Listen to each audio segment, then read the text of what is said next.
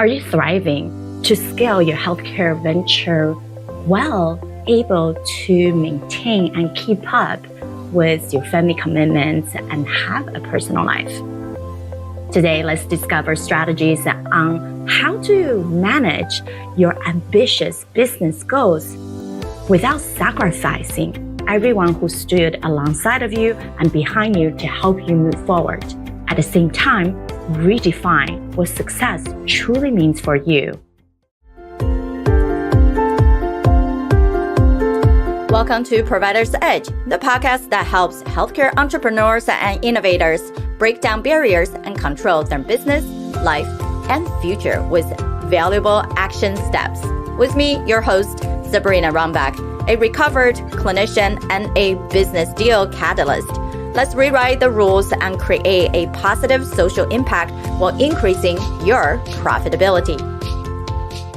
Joining me today is Jim Manning. He has been so excited being here. I can't wait to dive into your story because he's someone who first out of school was working for a self-made billionaire, and probably all of us is like, wow, okay, those people who run jets and every materialized thing you ever want.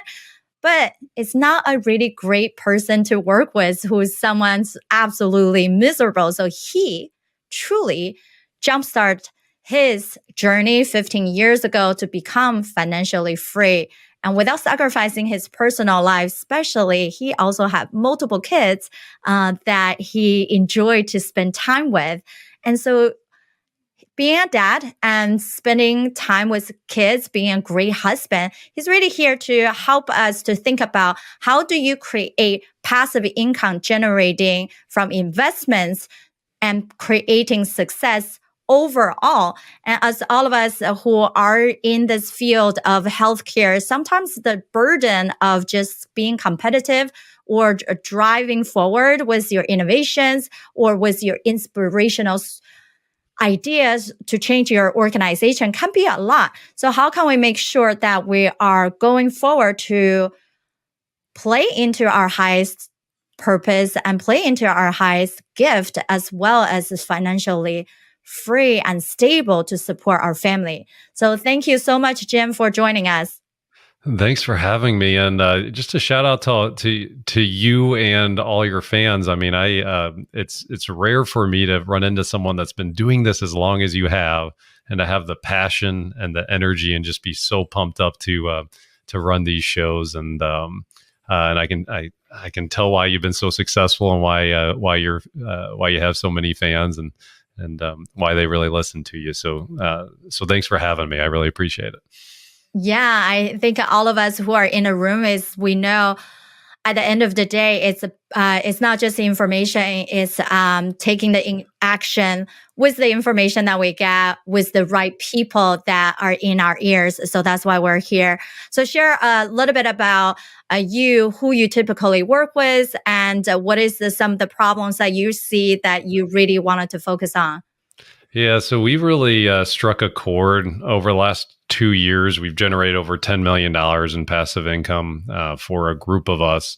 And what I've found is that, being the founder of 5 companies and having 4 kids underneath 9, so 3, 5, 7, and 9 are our kids, my kids' age, is that there's just not enough hours in the day to do everything without the right people around you. I could open up a healthcare company and go down that rabbit hole, right? But I don't have enough time to do that and to do all my real estate stuff well.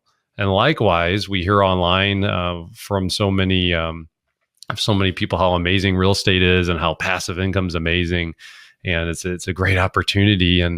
But what people leave out is that there's a downside to real estate investing. There's a lot of work there, and if you're, it's fantastic if you're willing to start another company and take time away from your family, take time away from your friends and a personal life, and go into startup mode. And because real estate's only profitable if you find the deal, you buy it right, you appraise it right, you manage the contractors right, And when you're managing the property, you have to either get a property manager that you then have to manage, or you manage it yourself and potentially you're plunging a toilet if the tenant has a need, right? So we love the idea of passive income, and at the same time, all that work that's involved has either people try it and then they kind of bounce out of it because they're like, oh man, I'm running this healthcare company, I don't have time for this, or they don't ever really get started.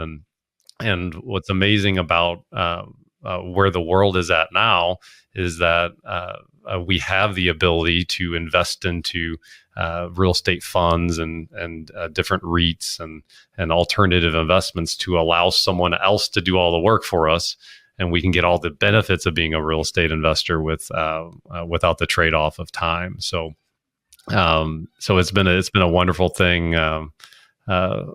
Being a real estate entrepreneur now since 2006, it's been a wild ride. Yeah, definitely is that a change and dynamic of what you said about how busy you are, but what do you see the value in everything that you're doing, and still be curious about the opportunities that can be presented. And for some people, when you're so used to doing one thing, you are very comfortable in it. And then it's not so much about complacency, is that the effort of learning something new, whether that's in real estate or a different branch of healthcare, or even as we talk about, I just came back from a large conference in the digital health space, then where people talk about technology is online real estate, right? In some way, it's about adaptability. Despite of the new innovations or opportunity, how do we get people truly believe in it and actually learn about it so they can gain the benefit from it? So with your sense, do you see most people in that high state place when they understand the value of passive income, exploring real estate? What's the barrier of entrance? I think one of the biggest spots of difficulty is how we've been brought up and how we've learned things. When I was in grade school, any sort of like collaboration, like on tests, I mean, it was very independent. Like, no, it was on me to do the test and to get the grade, right? In the real world, building partnerships and collaboration is where magic happens.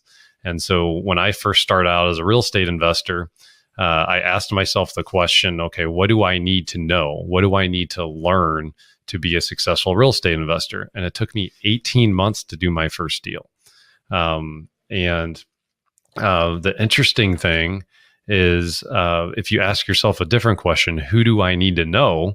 And who can I partner with? If I'm a healthcare CEO and I have treasure, and I don't have that much time, well, it doesn't have to be me doing the work. I just have to find someone that has the time and has the capabilities to do it. And we can partner. I can provide some of my treasure, some money, and put it into this, and I can have someone else do the work. And I think it's I can just speak for myself from like an ego standpoint. I get into a lot of trouble when I say yes to too many things. And I think, oh, well, just because, I've started 5 real estate companies, so I can get into healthcare and I can do that as well as some of the other people. Like really? Like, I don't know anything about healthcare. It's another whole thing. It's going to take me as a newbie. I'm going to have to go from a newbie journey to an experienced and all along the line. And you can flip that for real estate too. It's the exact same process. So to me, rather than asking, what do I need to know? I'm much more centered around who do I need to know and who can I partner with? And then, it all really circles back to how I look at things to before I became an entrepreneur.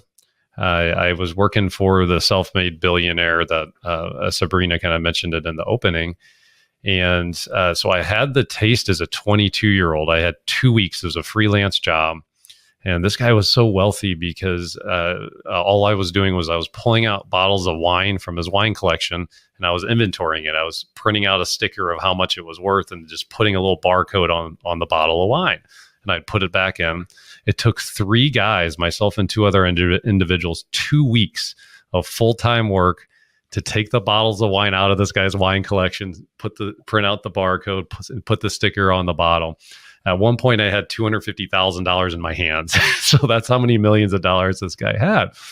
And so as a 22-year-old, I started idolizing him and saying, oh my goodness, like this is what you can do as an American. Like this is the American dream. This guy started his own business and now became a billionaire. Like, so I had that like, okay, this is what's possible in America. And I had that standpoint. Now, as I got to know him, I started, and the onion started to peel back. What I realized was, wow, this guy is completely miserable. He has all the money in the world, and his wife hates him. His daughters hate him. And he seems like he hates himself a little bit too. And so what I came to learn is that, I really believe that we should measure our success by what we gave up to get it. And so when I started my real estate companies, I decided that, hey, my priorities are going to be God, my family, and then work. And yes, I want to do big things. Yes, I believe that I can create a $1 billion organization the same way that the guy that I worked for when I was 22 was. Well, he did it. Why can't I? And why can't anybody listening to this, right? And what I wanted to do is set out in a way that didn't cost me everything in the process, because I already knew from having interacted with him that it wasn't worth the cost. So like when we look at our opportunities and we look at things like I just think it's so incredibly important to know yourself, know what you're good at. And yes, a new opportunity can come along. A real estate investment opportunity can come along, but like if you know what your main thing is, what you're really good at, well, bring in the right partners to do the work for you. Get the passive income, but do it with the right organizations, right? Like or the right teams or the right individual. If you have an all-star individual, like you don't have to do everything, and it's not worth the cost to try and do everything. And I laugh like some of the returns that our partners are getting compared to what I did in my first 3 years full time. It's like, gosh, these guys don't even know how good they have it. From their couch, they're making better returns than I did on my own, doing all the work full time for like 3 years. And that's just what's possible when you find the right people, and you get that magic of a team that can execute. And I mean, the drill. You've been around this for just a minute, right, Sabrina? I think we are very much aligned with the freedom part. So I teach people how you're gonna get time back. It's a freedom compass. And what you said about playing in the area that you're really good at, we call that desire zone. And most people swing everywhere else but their desire zone. They're gonna go into, no, it's my obligation. I have to do it. If I don't do it, who else do it? Right? Then they get stuck in that misery, undesired area. Or people who are super high function, they tend to do what? Oh, I can figure out, right? Instead of finding what you're saying, the right partner to do the right thing, we don't have to know all the details. They tend to be, I will learn it. I will do all my own research before I believe in it. But then that's true distraction. That's not performing at your best. Or the people who swing into the other side, what we call discouragement zone, where they are actually good at doing something, but they don't like it, right? True desire means passion and proficiency. So if you only have proficiency, you don't have that passion behind the drive, that actually demonstrating to your team, to your partner, to everybody else, that that's our standard, that, we just do things just because we can, not because we really honor ourselves to enjoy, to create the best thing we can have. So I so believe in whoever you connect with, it matters so much on picking the right people with the right seat. At the end of the day, doesn't matter. We can have the perfect company structure, the perfect roadmap to hand it to someone. If they're not in a place to accelerate, to understand their own value, their own time, and bring the right people on board to help them, that company or that project will definitely not go very far. So that being said, everything has its milestones. What are some of the major success or challenges that you had? You're hoping that people don't really learn from that story. Absolutely. So it sounds really cool when I say, hey, we've done 3,500 deals over the last 17 years, and I own 5 real estate companies, 4 of which run without me. And I'm able to coach my kids' teams, and I'm very present. I work on, sometimes I'll work on the weekends when I really want to, but I don't really ever have to, right? That sounds awesome. And the mistake we make is like as entrepreneurs thinking about like scaling organizations is I'm telling you what a 17-year journey created. Okay. And if you hear stories like mine, or you look at the Amazons of the world, Amazon did one thing for, I think it was 3 years. Okay. It sold books online, one thing. And then it mastered that one thing. And then what did it do? It took a huge leap of faith. It got into music CDs for another year. So for the first 3 to 4 years, then, like that's all it did was books and then CDs. And then it started branching out into everything else. And Jeff Bezos is just kind of a little bit of an intelligent individual, right? I have to believe now. I don't know Jeff. I would love to meet him one day and ask him this question, but I would have to believe that he saw a lot of what Amazon is today in his head already. But what did he not do? He didn't then just try to, hey, well, we're just going to create all of this. We're going to do all of we're going to sell everything we possibly can online. No, he got really good at one thing, and then he got really good at 2 things. And then he started branching out. And what happens within business is then the speed of branching out, like when you develop a core competency like Amazon has, then you can start to apply it to different industries and apply it to different things. But they got really good at one thing first. So on our end, I'll just talk real estate because that's what I know. We have gotten really good at passive income and investing in a way that it's really hard to lose. And a term for it's risk-adjusted returns. And so when you're looking at investing in real estate, if you have the exit period is a big risk factor. So if you're going to flip a property and sell it within 6 months and buy it, fix it up and sell it within 6 months, everything has to be perfect. You have to buy it right. You have to appraise it right. You have to manage the contractors and get the repairs in order. And then you have to sell it. The market needs to be exactly where you need it to be, and you have to sell it at the price you thought it was going to be. If you do a longer term buy and hold strategy, where the exit strategy is 30 plus years, you can buy it a little bit wrong. The repairs can go a little bit over, and you still can make a tremendous amount of money. So what I've learned within all of this is that not every strategy is created equally, and there's real benefits to getting in line with, like, hey, what's something that your company's really good at? What's something that you have a competitive advantage at, and that you can do over and over and over again? When we first started, we did something called short sales, and that was the market of the moment. And for those of you that, gosh, I feel old when I talk about this, back in the day, 2006 to 2009, there was very little equity in homes on the market. About 40% of homes were selling short of what were short sales. And so what a short sale is if you owe $200,000 on a house, but it's only worth $100,000, you talk to the bank and you say, hey, would you agree to sell the property short of the loan amount? So that became the market, and we got really good at the short sales. And then all of a sudden, fast forward to today, if we were still doing short sales are less than 1% of the market. People have a tremendous amount of equity.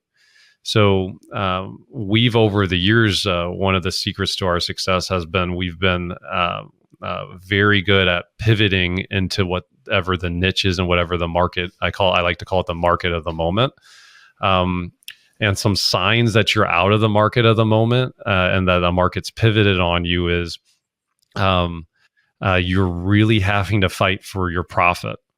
And it's like, man, this is just like pulling teeth. Like I have to fight and scratch and claw to make money. And then if you flip it, when you get into like a market of the moment, a company can be very average and be exploding in sales because like just the whole marketplace is exploding, right? And you get into that. It's like like we're experiencing it right now with one of our strategies. Like we're barely able to keep up with the demand for the market. Like the demand of the market is pushing us to new heights and creating problems for us to just keep up with customer demand. And I don't think I understood that in the first 10 years of being an entrepreneur of how important it is to just be aware of what's happening and to try and adjust strategy to that market. Yeah, that's so crucial, is adapting to the changes that we experience in phases, in seasons, in the ups and downs, and not feeling like you have a strategy and you have to follow it exactly. And then if it worked, I'll just keep doing the same thing. But understanding there are also going to be different players coming into the market or different things that's happening in policy changes, economics, whatnot. We needed to be ready to make those shifts. But also what you're saying is sometimes entrepreneurs and leaders, they think so broad and the vision is so big and they're not able to capture it so clearly.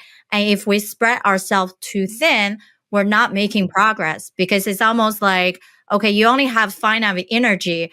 Are you going to try to dig a hole, right? Really going down to the center of the earth?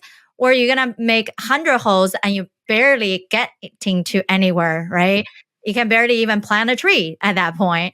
So it's knowing how we can be very focused and believe in what we're doing, finding out the right resources to help us, but also those resources have to be able to find out the changes in our environment and our clientele so we can support them the best way.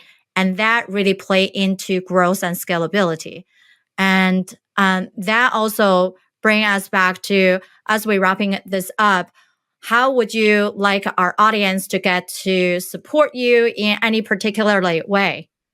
You know what? Like, I mean, I'm at a really blessed spot. I mean, the businesses are going great. And like, I'm really at a place in my life where I'm just trying to work on legacy and helping people. So Passive Wealth Show is the name of a podcast that I have. If you like the idea of learning a little bit about passive income, I'm really here to just provide value. And then if people want to go to jimmanning.com, I have a couple free courses on there. One course is the strategies that we use to generate over $10 million of passive income the last 2 years alone. Another breaks down like how to be a wise passive investor, and like how do you assess things like key person risk, and how do you make prudent investment decisions.